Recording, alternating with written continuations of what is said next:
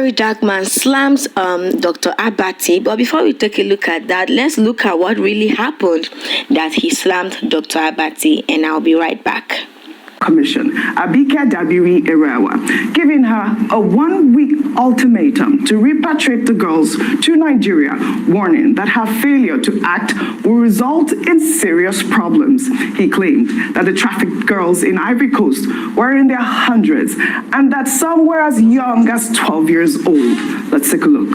So Abati, the chairman of Nigerians in diaspora, after this post, I am giving you exactly 1 week to find solutions to this. Exactly 1 week. If after 1 week, these girls are not back to this country, I'll give you the biggest problem you have ever seen in your life. Nigerians, let me show you something. Take a good look. I don't think any of these girls, I don't think any of them here is up to 15. Let me ask them, they say they are from Nigeria, but some people from Nigeria have come and they found out that they are actually from Kano. So it seems like they've taken them to Nigeria before to go and beg.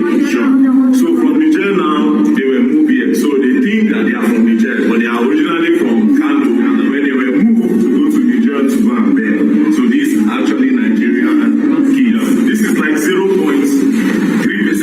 or 2% of the entire problem that is happening here in Cote d'Ivoire, because there is a lot of shanties where a lot of Nigerians are, where they are using them for sex trafficking here in Cote d'Ivoire. Well, meanwhile, Abati has reacted to VDM's ultimatum, calling it ignorant and misinformed. Let's take Abati's tweet she wrote on X. Totally wrong, misinformed, and ignorant call. Have you heard of NAPTIP Nigeria? It's the agency responsible solely for trafficking. NiDCOM has collaborated with them as much as we can. And for your information, using my own personal resources, not government, I'm sure NAPTIP Nigeria will treat appropriately. I advise you to tag them. I mean, Vimbai, this is a huge topic. I mean, I know on the cover of Daily Trust newspapers, if you can pull that up, and their lead story on the Daily Trust is traffickers using digital platforms to lure Nigerians. And NAPTIP is saying that over 7,000 victims have been rescued in 2 years. Digital platform. And of course, I reached out to Abati, and she did talk to me about what kind of collaboration that they have been doing with NAPTIP. And she was graceful to send me, some of the roles of NAPTIP. It's a lot. And, kudos to also VDM for going out there and highlighting the plight of these young children who have been trafficked, most of them unknowingly, to Ivory Coast, saying that there are hundreds that are out there. As much as we give kudos to NAPTIP, we urge them to look into the case of those children trafficked to Ivory Coast. Thank you so much for that. And those are the main points. First of all, I begin with those girls, not just these girls, all victims of trafficking around. Yes, it's a tall order for NAPTIP, but for now we know about this group, so we continue to advocate for NAPTIP in collaboration with NiDCOM to do something about this. That's number one. Number two, when it comes to VeryDarkMan, I think it's important for us to always encourage activism, yes, and for us to, to commend it. However, it's also important for us to set out the structures in the manner which we do so. I know he has his own way of communicating and getting his message across to his followers and so forth, but it's important to note that we can't threaten people on social media. That is not correct. Yes. Now to the main issue. NiDCOM itself, under Madam Abike Dabire, last year, remember there was the issue of the Nigerian girls in Ghana. Yes. 13 of them. And she personally went to Ghana to visit these girls who had been promised jobs as sales girls in Ghana, and in collaboration with other stakeholders were able to bring them in. From just the end, in the second half of last year, they were able to repatriate about 163 girls, young ladies who had been trafficked to various parts of the world. That's NiDCOM's own collaboration. So that's, separate to what NAPTIP is doing. So I understand, NiDCOM is more visible. So I understand the call to NiDCOM. she is doing her part in her capacity. It's not actually her ministry. That's not the work of the Diaspora Commission. NAPTIP is the national agency for the prohibition of trafficking in persons. That's why we're appealing for them to now get their attention to this particular issue concerning these young girls so they can work in a way that they have done so many times in the past to bring them back. To talk to people in NAPTIP, what they complain about is that it's not that they don't want to do these things, but the budget is never enough. Yes. In fact, somebody was telling me how the wife of maybe it's President Tinubu had to provide a bus for an organization that helped repatriate these young people. I feel VeryDarkMan's plight. But when you go to the nitty-gritty of these agencies, it's not that easy. What they propose in the budget is not what they get in the end. Especially for the fact that our budget has been greatly hampered by this Trump tariff situation. Commend Abike Dabiri at Irewa. She has been doing an excellent job running the Diaspora Commission. Since she took over that agency, she has been very proactive. She's been very excellent in terms of meeting the objectives, the mandate of that particular agency. Two, the point has been well made that there's a body called NAPTIP that is responsible for trafficking in persons, which is an offense under the laws of Nigeria, and those laws need to be enforced.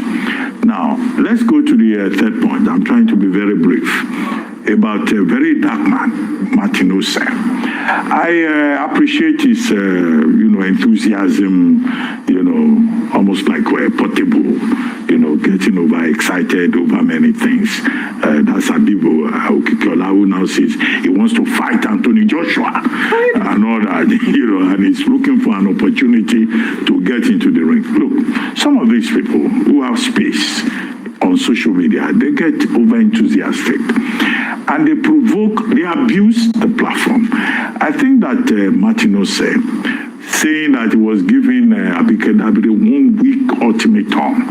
Abike Dabiri, I'm warning you, 1 week. Otherwise, I will create serious problems for NiDCOM. Look, that's beyond the pale of decorum. He can make his point. He has done very well to draw attention to the issue, but he has no right to threaten a state official. Okay, so I think that was a bit overboard. And all these people who say they are on Instagram, they are on this and that. Yes, media has become very democratic, but there's also too many quacks and ignorant people, using that space and going, beyond their boundaries. I think it's a statement about Abike Dabiri and NiDCOM. It's unfair. And we need to underscore that. He can do his activism, but you should do so with some level, of education. My dear people of the country, Nigeria, as you see me like this, I am still waiting for VDM's reply. 2 people were killed in a state. The president is reflecting about his policy in a foreign country. If cows of herdsmen are killed, you will see Mieti Allah will come out and put out a statement. If we decide that as a people, we have accepted our fate, that there is no value or dignity to the Nigerian life, we can keep quiet and wait for your turn. Tomorrow it is Ondo, next tomorrow. Look at one of the Afenifere leaders, Taru Ben Fashoronsi. You remember his daughter, the poor woman who had lived all her life overseas. She came to attend an event. She was carried by headsmen and they killed that poor lady. So you think that it does not come close to you until it strikes you. There are people from the east today in Nigeria who cannot go to their villages to go and attend anything. They are stuck in other cities. Even in Benue, they can't go to their farms. They can't go to their farms, and then you are talking of why there is hunger and everything. Farmers cannot go. They are being slaughtered. So all of us will have to ask ourselves the question, are we worth the life that we have? Do we really want to dignify the Nigerian life? Imagine 50 US citizens killed by not hurricane, earthquake, internal security. Somebody went and slaughtered, and the president of America is in another country, reflecting on his policies. Nigerians have become so used to bad governance that we have accepted our fate. So we have become docile. There is maximum frustration in Nigeria, but the question is, with your frustration, what is the action? Anger is not a plan. So what is the action? All of us must decide to begin to get good leadership, and it must come back to this issue of INEC. You cannot do, if you do a revolution today, because you hear some people shout revolution now, if you chase President Tinubu or any other person in government who takes over, you must go back to the electoral system, because that is the only system that will bring a government that will have legitimacy to rule.